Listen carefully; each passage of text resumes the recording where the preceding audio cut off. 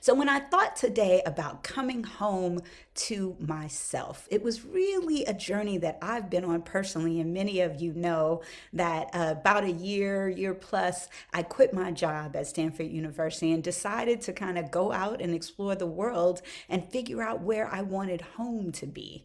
Now, of course, 2020 wasn't the year to really be exploring the world. And so that was something I recognized pretty early on. And I ended up settling in the US Virgin Islands. And I still continue to go out and figure out, what does home mean to me? So this song has a lot of resonance for me. And I thought it might be interesting to go through a couple of different lines and verses in it and see what we can find to use as part of our mental equivalent.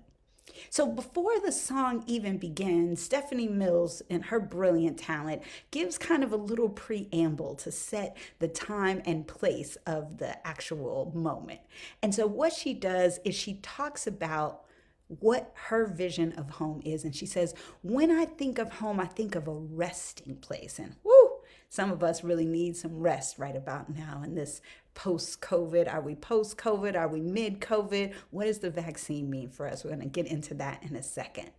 But so, I think of a resting place, as she says, a place where there's peace and quiet and serenity.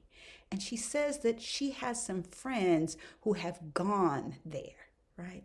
And they've traveled with her through this journey of Oz, and she'll never forget them. And I just wanted to invoke today. I was thinking about some of my ancestors, the folks in my family, but also some of our friends along the way who have gone into this place almost like heaven, right? Whether you believe in that as a concept or not, it's a mental equivalent. It's the idea of a place of peace and quiet and joy and serenity and prosperity and everlasting life. And so I just want to lift up my ancestors, right? Merlila, Warren, and Clinton Blackmon, Anne, and John Johnson. And I want to just invite you to take a moment to invoke your ancestors.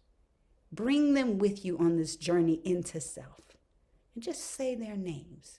It could be people in your family that you know, or we could talk about some of our young people most recently who have become ancestors too soon.